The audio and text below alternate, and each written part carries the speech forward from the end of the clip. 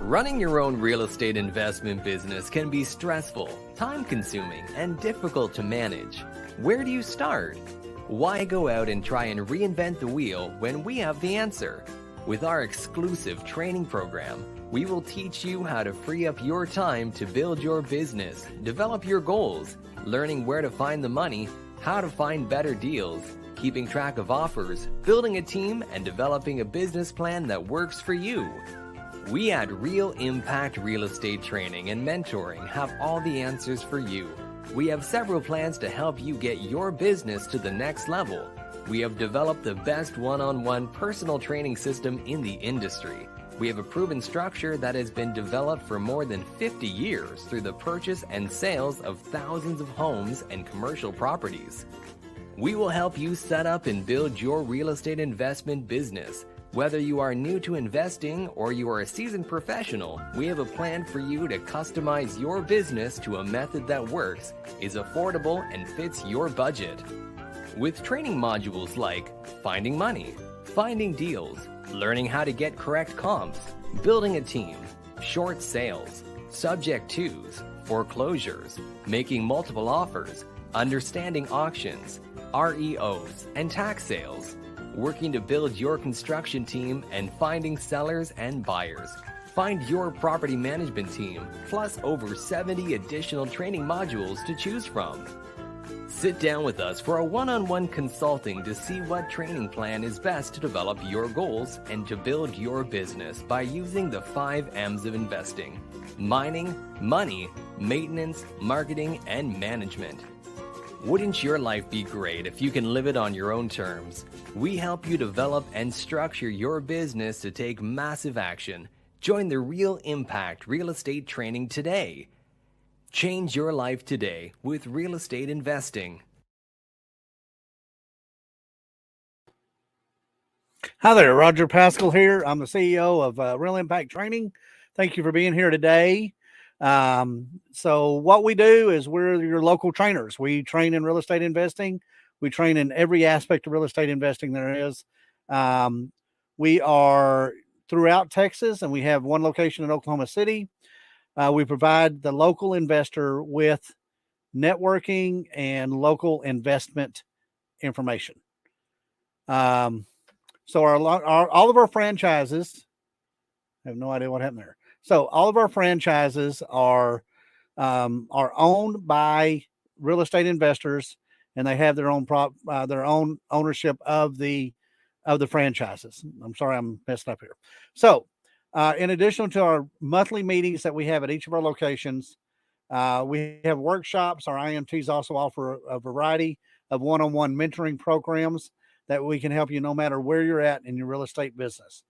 If you're interested in learning more about our training opportunities, please reach out to one of our Impact Master Trainers. We call them IMTs for short. And if you're looking for a location, you can find us on realimpacttraining.com. That's realimpacttraining.com. Just click on the locations tab in the middle of the screen, and you can look and see what our locations are and what our upcoming meetings are. So our one of our primary objectives each of our Sunday night calls is to provide you with an opportunity to ask questions about real estate investing. So you don't have to wait till next week. You don't have to try to research something out. Just click on the chat box. If you're on YouTube, click on the chat box, and that will allow you to put a chat in, I guess. If you do not see a chat box on YouTube, subscribe to the channel, and it will open up a chat box for you. So with that, let's get everybody on board tonight, and let's see what we've got. I'm very excited. We're going to be going over our real estate criteria tonight. So Karen Maxwell, how are you? I'm good. How are you? All right. Pam Clary, how are you doing? All right. Hello. Tim Lockhart, how are you? Oh, I'm doing great. Eric Short, you doing okay? That's me. So far, so good. All right. And Doug Toon, how are you doing? Doing good. How you guys? I'm all right. So good deal. So we've got a great call tonight. Real estate criteria as a realtor, and we got 3 of us on this panel tonight that are realtors. We get consistent calls from people that think they want to be an investor. They really haven't done anything to set up their criteria or anything on that basis. And we get those calls where, I want to buy investment properties. What are you looking for? A deal. Okay. Where are you looking for it at? Anywhere. What's your price range? Anything. And they don't have anything set up. And it's very frustrating as a realtor to work with that, because we want we want to help. We want to help the investor. We want to make sure we get them the right properties, but we can't in reality send them every house in the world. They're not going to look at it. So tonight we're going to be talking about criteria and some of the things that you need to think about on setting up your criteria. So I'm going to go ahead and throw this over to Karen. If we can go ahead and get the slideshow up. So Karen, you've got it. All right. Well, thank y'all so much. I do want to remind everyone to please subscribe to our channel here at Real Impact Network, and make sure you hit the bell. If you hit the bell, you're going to get a reminder every Sunday night at 7 p.m. Central when we go live. Okay. Thanks, John. John was messaging me, letting me know he had last week's link. So I was trying to help him get online. Sorry about that, guys. Okay, CJ, can you go to the next slide, please, sir? All right. So what we're talking about tonight is setting up your criteria. So a boss that I used to work for used to say, I have to show them how to do it, because if they don't know what they're trying to achieve, they don't know when they're done. So that's the same thing with this. You've got to have criteria for your goals. So if you're going to buy so many houses, whatever your goal is in your real estate investing business, or if you're going to flip so many houses, you have to know what kind of houses. So you have to be able to identify the criteria of the houses that you want. Like Roger said, no realtor, especially, none of us I don't want someone to call me and say, hey, I'm buying houses in DFW. Do you know how big DFW is? We want you to be a little more specific than that.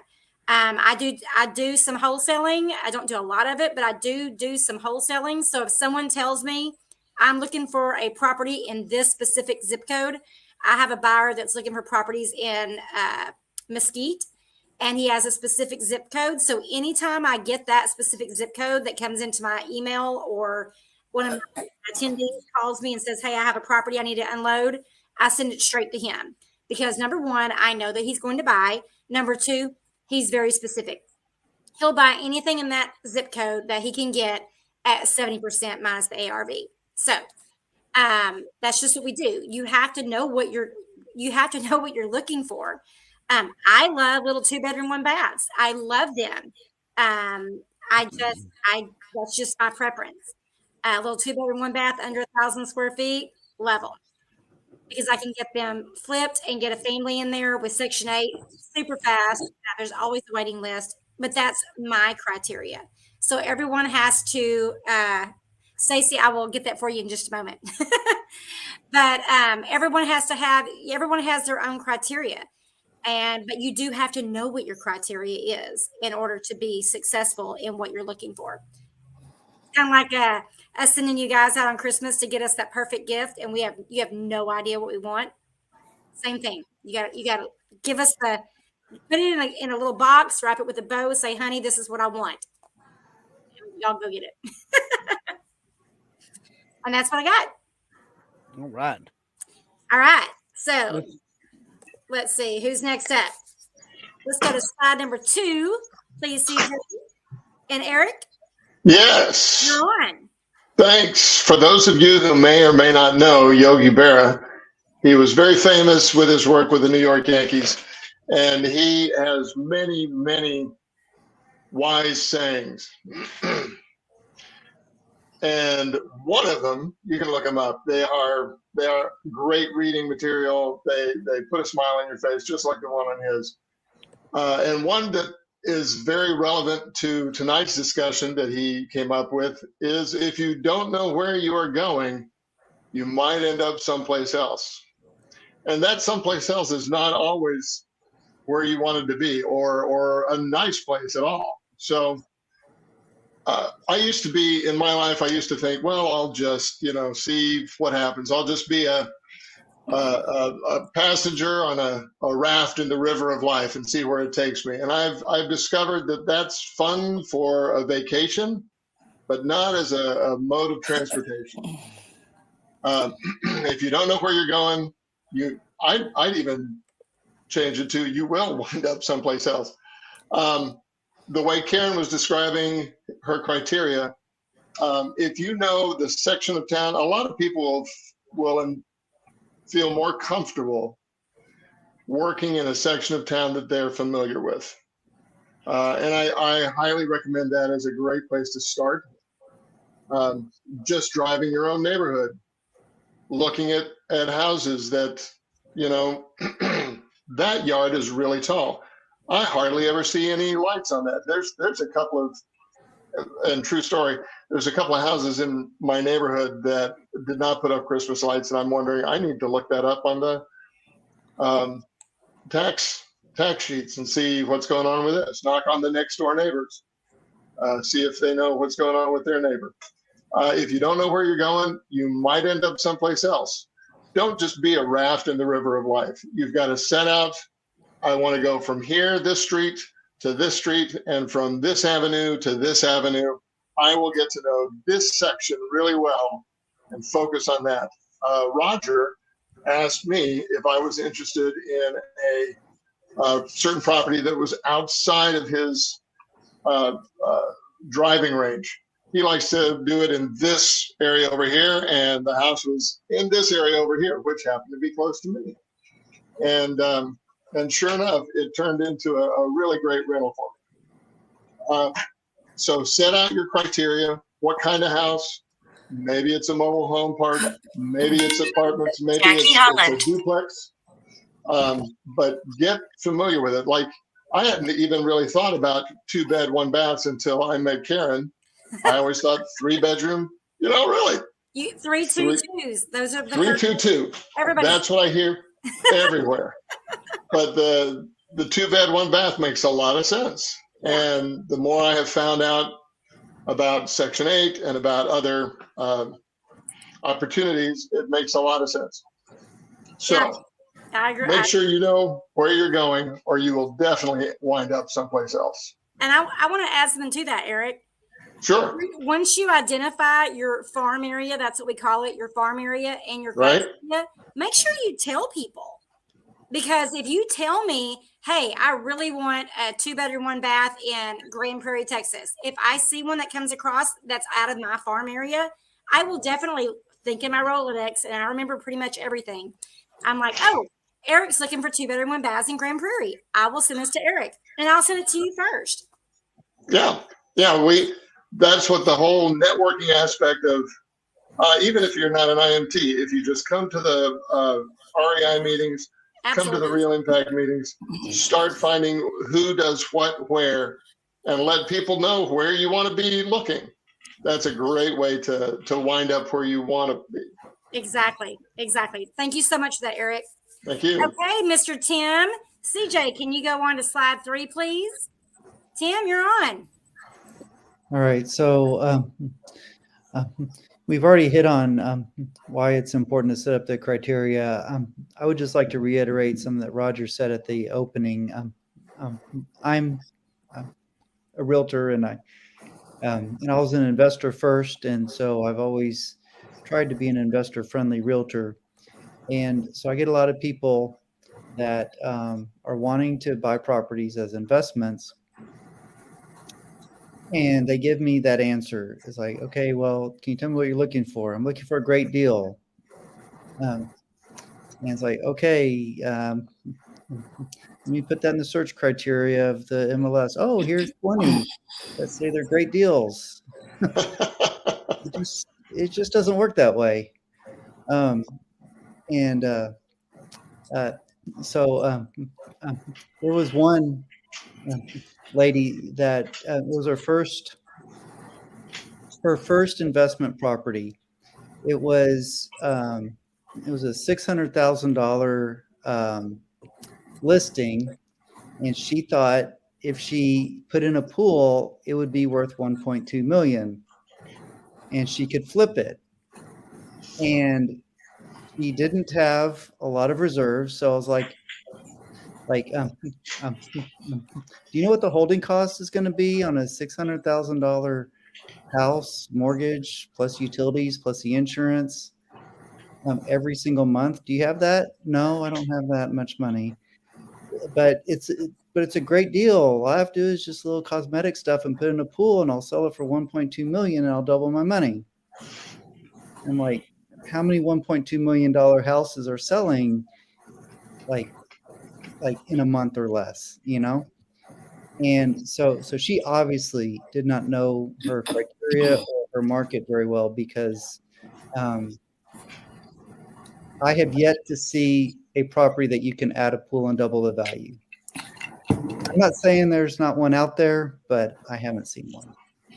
I know houses that you can buy that don't have a pool that are not of the same value, because the house, all the surrounding areas have pools and yours doesn't.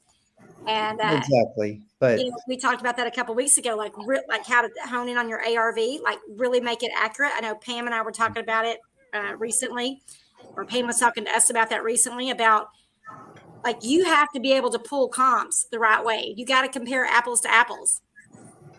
And I probably wouldn't advise, especially on a very first flip, buying a $600,000 property, putting in a pool to double your money.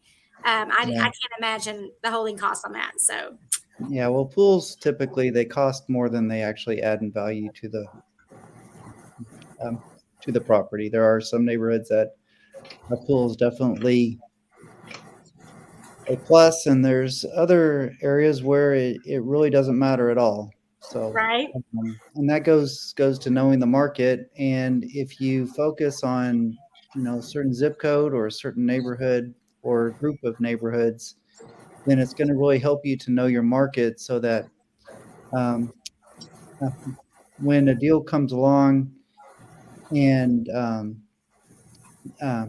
there's a new for sale by owner or a new listing, and you see the price is definitely lower, and then if it's an area that you've been focusing on, then it's going to help you to be able to quickly identify that. And therefore take action faster, right? Yes, exactly. So you won't have to be doing as many steps on analysis, because if you do comps for one neighborhood, those comps are not going to change very much in a couple days, or slowing down this. The market's slowing down now, so comps in a neighborhood might be good for a couple weeks. And you don't have to go back. If you do comps for 123 Main Street, and then 256 Main Street comes up, then you might not even have to run new comps, and you can be able to evaluate the and put in your offer even quicker. That's perfect. Yeah. And I was thinking about you with the exit strategies. I know that you and I and Dobby have all talked about that, about knowing the importance of knowing your exit strategy before you buy. Right.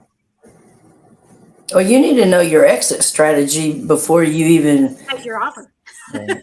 Well, not only make your offer, so you even know how to evaluate. Right. Yeah. Yeah. And we always recommend that, and I always try to have multiple exit strategies available. So, so my goal might be to flip, or my goal might be to hold for a long-term rental. And that may be the primary exit strategy, but I'll always have one or two others that I can use. And certain exit strategies, are going to work better in different areas than others. When I started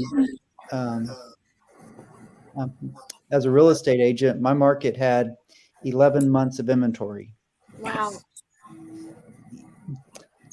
Yeah. And so last, 4, 5, 6 years, we've had 1 or 2 months of inventory. So that's a completely different market. So if you're trying to flip a property in 11 months of inventory, then and if that's your primary exit strategy, then you need to be prepared to hold and have reserves for the holding costs, because if the average house takes 11 months to sell, you know, and then don't expect to sell it in 2 weeks at full market value, you know, and, and so, and so the market conditions have a lot to do with the exit strategies, and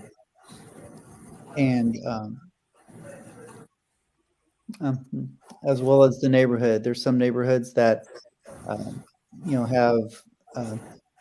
a whole lot of rentals, and some neighborhoods have very few.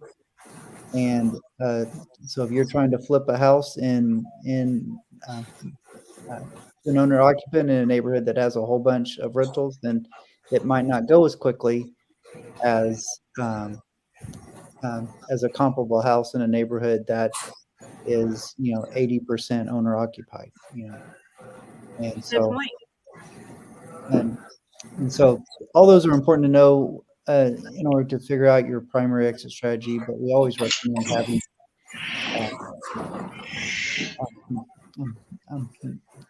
a backup, just in case, if my primary exit strategy is to flip, and all of a sudden interest rates go up from 3% to 6.5% in 4 weeks, which has never happened before. But When would just that ever happen? did, yeah, like March of last year. But and if that happens, and all of a sudden somebody pulls the emergency brake on the market, and my only exit strategy was to flip to a retail buyer, and all of a sudden all the retail buyers dry up, then I can get in trouble. So anyway, that's a little bit about knowing the market and the exit strategies. And then from there, once we know our goals, we figure out our numbers, then we figure out how many houses we want to see each week. We can construct our offers in a lot more intelligent way, and be able to present offers that get accepted. There you go. Thank you so much, team. We appreciate that. All very important points. Okay, CJ, next slide, please. Miss Pam, what can you tell us about setting goals and criteria? Area, property type, and property size. That's what I'm saying. Yes, ma'am. Okay. First of all, before we get real deep into or talking about this, I think one thing that we haven't, what is the word criteria? Criteria means when you're doing this, you are defining and evaluating the principle of what you're going to do, whether that is wholesaling, buy and hold, fix and flip. So you need to understand what criteria is. Is criteria brick? Is it siding? Is it brick and siding? And then, those are other parts besides just the 322, garage, 2 bedrooms, 1 bath, and so forth. So you need to understand what setting up your criteria, what the word actually means, whatever you're getting ready to do. And the reason I'm bringing this up is because it's, I'm a real estate broker. Yes, I get asked all the time, just like Roger and Tim, I need you to find me this. Well, what do you want me to find? And if you're in the long haul, and you plan on being a wholesaler, I will tell you that I've been, I jumped into this fix and flip, and I've been doing that since 2014.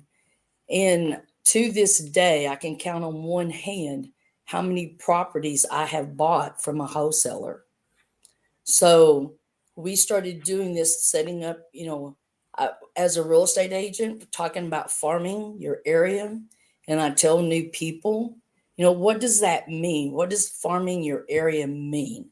It means picking out an area that you can set your boundaries and goals that you can become very familiar with to market that area. this is really interesting when it's especially talking to wholesalers, because they're like, Pam, what's your criteria? I want to work with you. What's your criteria? The correct word, it should be, what is it that you're looking for so you can make money? That's what you should be asking me, not what is your criteria. I can be like everybody else. I'm looking for a 322 in the Quail Hollow subdivision in Watauga. Well, where does that really mean? Okay. Will I buy burn houses? It's really about numbers. Where are your numbers? So if you're setting up your farm area and you're going to try to find me, you're a wholesaler, and you want to try to find me a property in that farm area, you need to know my numbers. What is my number? And you actually need to sit down with that person and have a conversation with them to figure that number out. Finally had a guy from California call me, and we had a 45-minute conversation. It's the first time in 6 years I've actually had someone to sit down and say, well, let's discuss your criteria, what you're looking for. Because all of us that buy property, we fix and flip, buy and hold, it comes down to the number. My number is different than Karen's number. Yes. My number, is different than Tim's. You need to find out, and that's how you start evaluating and defining where you really need to be. Okay. So talking about a farm area. Well, do you really want to, if you live in Arlington and I'm telling you that I buy, the Northeast Tarrant County, is it really going to be worth your time to go? If you're doing drive-bys, you're going to drive all the way over there and start farming that area unless you do it virtually. So, you really have to understand who you're representing. And even if you're representing yourself and you're looking for yourself, you really need to ask yourself, where am I in this process? What am I wanting to define? What do I really want to do to help people, or whether it's myself? And the reason why I'm mentioning this, because I'm sitting here going, we teach, wholesaling, and I'm going, I don't even really buy from wholesalers. And I started evaluating why. And it's because nobody wants to sit down and understand your numbers. Okay. I may be happy with receiving $200 a month mailbox money. That may not fit Tim. He wants $500 a month. There's a big difference there. So before you're talking about farming and setting up a property type, okay, do you want a brick?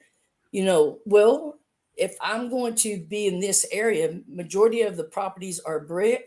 Yes, I want an all brick, house. Well, if it's mixed, okay, I prefer this because of maintenance. This is the reason why you need to get in a conversation with either yourself or the person that you're wanting to wholesale to or flip it with. And I think this is one reason why the last 2 years, even we as flippers, it didn't matter. Okay, so I didn't get to make $100,000 on this flip. I only made 85. Well, like Tim said, we're in a changing market, and it's going to be harder to find those properties. And the wholesalers, if you were new and beginning 2.5 years ago, you were just doing it by the seat of your pants, you better know your criteria, and you better know who you're representing and how you can give, whether you're going to keep it for yourself or, send it to me. So I don't know if that really talked about the topic that, but, setting up the age of a property. Well, some people, I know a lot of people that won't buy anything under 1970. Me, depends on where it's at. If it's over, by TCU, those properties are old. Some of them still have cast iron pipe. It's all about, I'll buy it, but it doesn't mean Eric's going to buy it. So you can't just sit here and go, okay, I'm going to go out and find Karen a 322, or she said she's fine with the 2-bedroom. She told you that, but you didn't get everything what Karen wanted. Or where. does Karen want to, what is her number? I think we're missing a point. What is the number that Karen's looking for? If she's looking for a buy hold, is she going to be satisfied with a 1%, or if she's fixing and flipping, will she be happy just making a $5,000 profit? Or, so you really have to know what the number is, and you have to really understand what criteria actually means. And criteria is defining and evaluating what either you want or the person you're helping find that property. All good points. Good job, Pam. Thank you so much. Okay. CJ, next slide, please. Oh, I want to go ahead and we have a comment on YouTube. I'm going to butcher this name, but Pasalina. Yes, I remember talking to you last week online, and my number, if you want to make sure you write this down, I tried to put it in the chat, but I don't think that YouTube will let me put my phone number in the chat. My number is 903-445-6023. There we go. There's my number, and there's my email.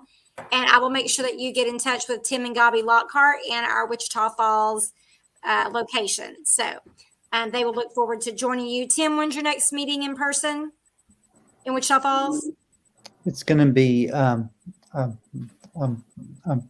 next weekend on Saturday at 9:30 a.m. at the Wichita Falls Country Club. Oh, And that's awesome. on the 21st.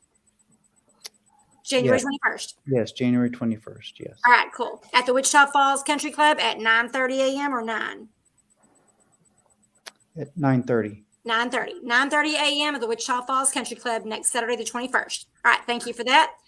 Okay, Mr. Doug from Longview, you're on. Yeah. Well, so we're talking about criteria, and Pam's exactly right. So, I mean, everybody's going to have. I'm right. Oh, you're always right, sweetheart. Always right. So now listen. Because I'm a I only wanted No, because you're $500 a month. I It want doesn't $1 million a matter. month. You're right. Okay, I'm wrong. But so the criteria, I have my own criteria, mainly because I'm kind of a hands-on person here. I know for a fact that a slab built in 81 should have PVC drainage pipe. Should have. Okay. Because in 81, I was shoveling wet sand in the back of a dump truck for my grandfather, who poured septic tank tiles and ran field lines and water lines. So I know that it should be PVC. But when a builder has yards of cast iron on his yard, when he has all this cast iron, they're not going to stop using that just to use PVC. So even properties built after 81 are going to have cast iron in the ground, which scares a lot of people. I know it's not a big deal if it's pier and beam. So, get over that. But there's an easy way you can tell. Climb up in the attic, see what's going through the roof. Okay, just make sure you go down far enough. Another thing is, I do like pier and beam because they're easy to work on. I can move bathrooms around and so on and so forth. But how about a brick clad pier and beam? Do you know that brick homes are cheaper to insure than wood siding, right? So that's another reason. But there's all kinds of reasons. It really matters what you want, okay? Mm-hmm. And how many are you looking to have in a year? I'm not all about that. I'm not doing 3 deals a month. I'm not doing it like that. I'm finding deals. And the first deal I ever did, I was the handyman, and I didn't have any clue about what all this was. Matter of fact, I was really in the dark. The criteria didn't have anything to do with it when I did that first deal, because The guy said that he wasn't going to do it and that I should do it, and that he could get me the money. So I did it, and I made money, and I wanted to do another one. That first house was 770 square feet, 2-1, Karen. Wow. And yeah, I bought it for $23,000 in 06. That house to this day, well, I love that deal. I sold it immediately because I didn't know what I was doing. Okay. But I've never paid more for a house. I've never paid more than $23,000. Even the the 3-2 brick we bought in Henderson, that was sub 2. We paid the closing costs, and we were out of there with less than 20,000 in the rehab. So I'm telling you, you just have to know what you want and what speed you'd have to know your gate. Okay, you have a certain desire to go out and do things. If it's to make a lot of money, you need to do a bunch of them. You need to do everything. What's your exit strategy? And we've already talked about that you probably need to know what your exit strategy is going to be before you even start looking, because that's going to determine what you need. I have a realtor that sends me deals, and I've upped the ante. I used to have him send me everything that was less than 60,000. So he sent me one that was in Kilgore, and a really great rent district, which I was interested in, and they wanted 44. And I told him, offer 22. He said, oh, I'm not going to offer 20. Well, you know what? You have to do that because I told you to. They took 23. So again, I didn't spend more than 23 on the purchase. Now I spent more on the rehab at that time. What do you want to do with it? Do you want to wholesale? I don't want to wholesale. I'll do it if I find a property like I'm talking about for a really great deal that's not in the area I want to be in. I'll wholesale it, especially if they want full price. So if they think that the house is worth 120, they want 120, they're not going to take any less. I'll say, okay, I want to get a contract. I'm going to get an options contract for 120. I'm going to try to find somebody to buy it for 130. I'm just going to try it because the options contract doesn't hold me to anything. Fix and flip. I've done that. I would rather fix and keep, at least for a couple of years. I do a lot of burrs. And then I have rentals, and we're talking about cash flow. For a long time, everything that I own cash flowed 500. So I was really happy with that. But now, since Airbnb came online, I'm cash flowing anywhere from $500 to $1,500 a month. So, and everything I have is 2-1 or 1-1, everything. Okay. Well, and now I'm going to build a tree house, 1-1. That's it. And it's going to be even better. So you're going to be selling the experience. Yep, exactly. Like in the tree house. Yeah, we're actually thinking about doing that, or I am thinking about doing that with my Gladewater property that hasn't sold. I realized it was downtown Gladewater, and it's the perfect location for an Airbnb. So I just got to run it by the lender and see if we can get it refinanced, and that might be what I do with that. So super excited about it. You can try it for a while. Yeah. Anyway, what's going to hurt? You can turn around and what's it going to hurt? Exactly. Yeah. Right. Perfect. All right, Well, Eric, did you raise your hand, or were you just agree? Oh. Okay.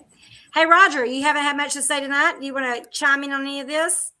Well, like I said earlier, it's just you have to have a plan in this business, and there's so many people that go into businesses, not only the real estate investing business, but other businesses too, that has no plan. And I've told the story before, but there's the people that are just the anomaly out there that are just doing crazy amounts of business and whatever business that are in, You know, that can be Jeff Bezos, that can be Bill Gates, that can be the guy around the corner that's buying, 50 houses a year. They have a plan. They know what they're doing. They put it together. Um, Linda Jean got in the real estate business before I did. She worked out a business plan. We kind of worked out it together. And she came into that business with a plan, never had done real estate in her life. And at the end of 8 weeks, she had 10 properties under contract, either buyers or sellers listings. And she'd already closed 3 properties at the end of 8 weeks. And that was the anomaly of the office, over 250 people in that real estate office. And nobody did any of that. So she was looking at what people were doing and essentially doing the opposite. And pardon me, but you've got to have a plan in place. You've got to know where you're going and how you're going to get there. And if you need that help, that's what we do.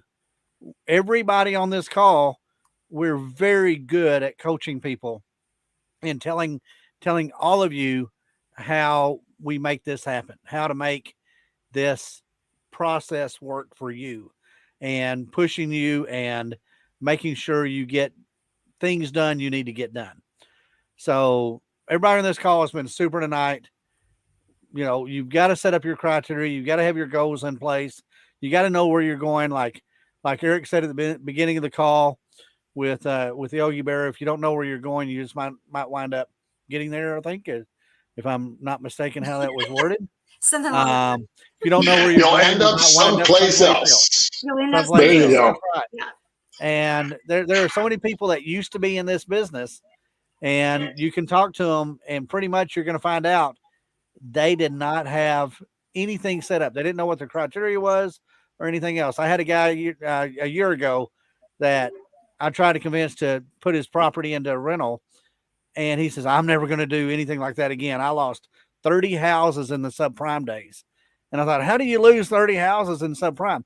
He bought them all with hard money, and he had no plan to have them refinanced, and the market tanked. Oh, no. So he had 30 houses out there, hard money lending, short-term loans, high interest rates, with no plan on how to get them refinanced. And that's how you lose 30 houses in this business. So if you have a plan in place, if he would have had all that done and went ahead and got those with a long-term loan, he probably would have still owned most of those properties today. That's critical. Is critical. So with my experience, I started with wholesaling. Had no idea what I was doing. I started with wholesaling, and by learning to buy at wholesale prices, I was able to make those 3 offers. That was my cash offer, my cash in terms, and my all terms. Therefore, I could keep all my terms offers. If they took my terms offer, I was keeping it. But I bought them all based on the right numbers. So if they met my numbers, that's all that mattered.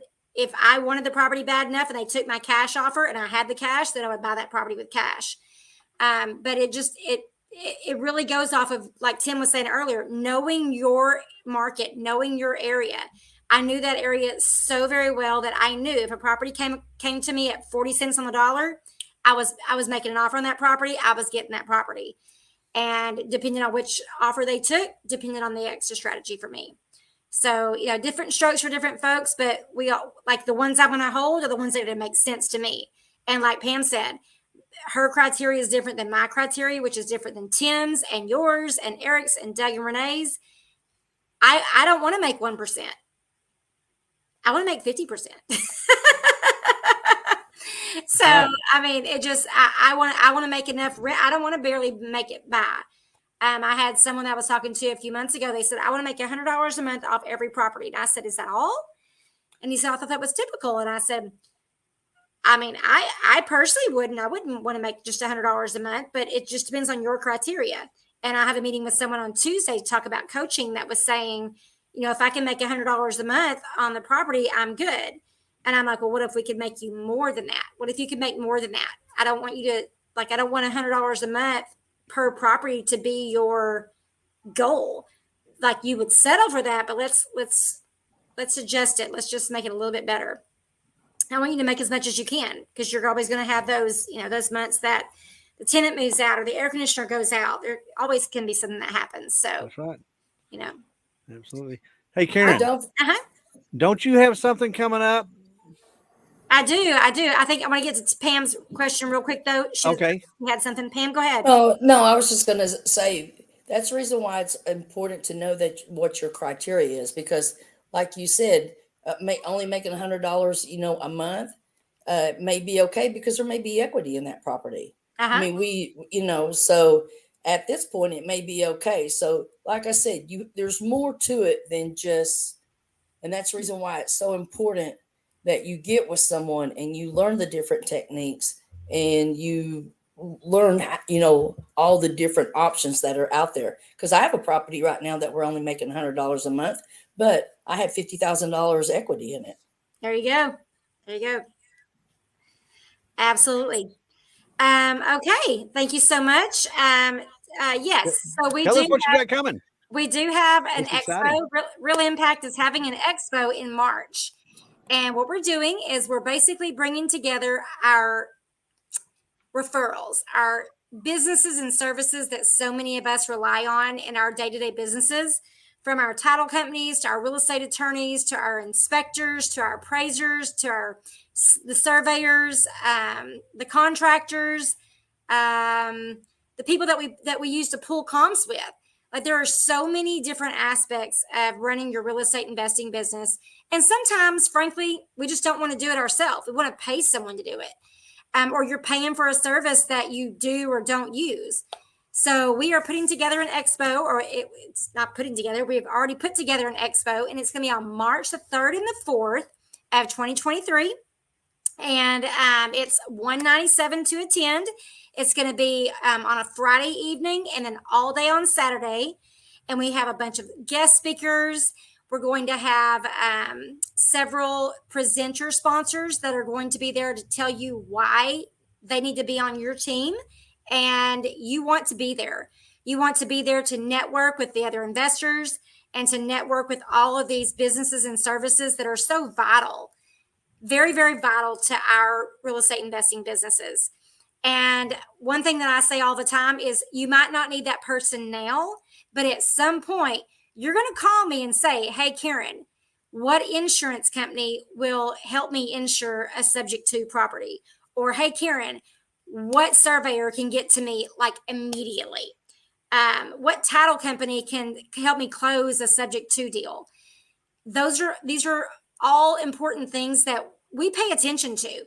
If I don't need someone's services right now, I still make a note of what they do and keep them in my Rolodex, in my CRM, so that I can find them quickly. If somebody calls me and says, hey, Karen, who's the surveyor in East Texas that can get me a survey? I'm like, okay, I've got a couple numbers. Let me send them to you. And then I leave it up to them to call them and see what they can work out. I'm not guaranteeing that anybody can get to a survey immediately. Sometimes you pay a lot of money for that.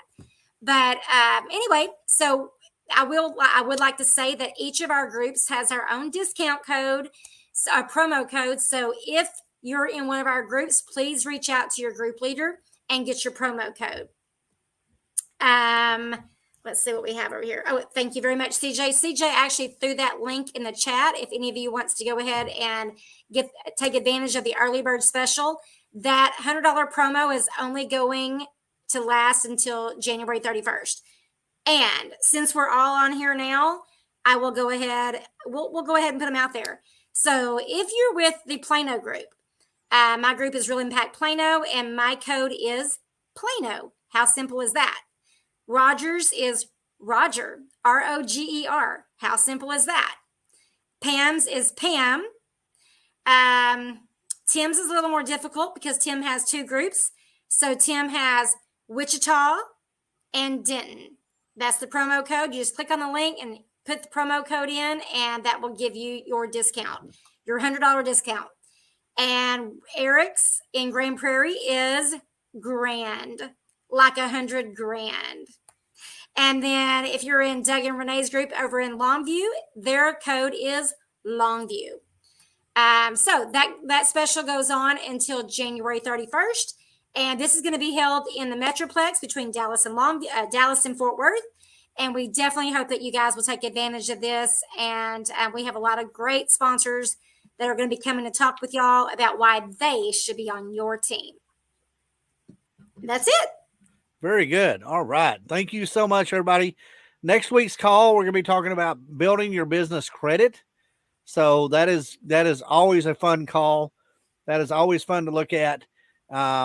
People in this business, you're going to make it when you know how to build your business credit.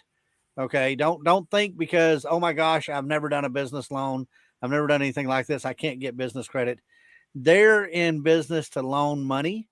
They don't make any money if they don't loan you money, and they're loaning money on the property, not necessarily all the times on you. They're looking to see if you're responsible, but then they're looking to see where's the property at, what's the risk, and where we stand in the property. So next week, building business credit.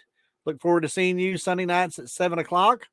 Look for the YouTube link. We're having some challenges being getting the chat to connect to us on Facebook. So try to look out, register, subscribe to the YouTube channel, and make this happen for you. So we will see you next week. Everybody, thank you so much for being on this call tonight. This has been a great call. Y'all got some incredible feedback, incredible knowledge out there. So good night to all, and be safe, and we'll see you next week. Good night, all. See you.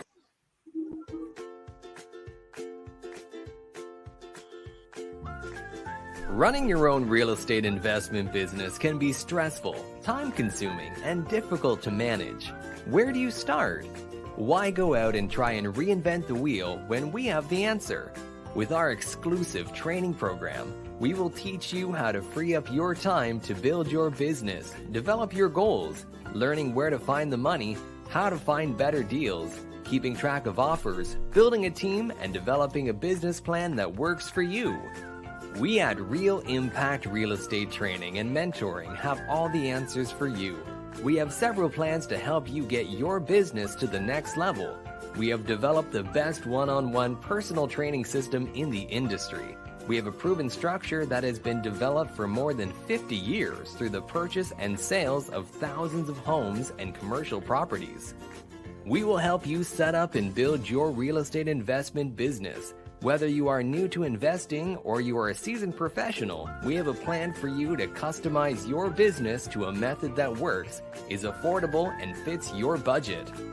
With training modules like finding money, finding deals, learning how to get correct comps, building a team, short sales, subject twos, foreclosures, making multiple offers, understanding auctions, REOs, and tax sales, working to build your construction team, and finding sellers and buyers.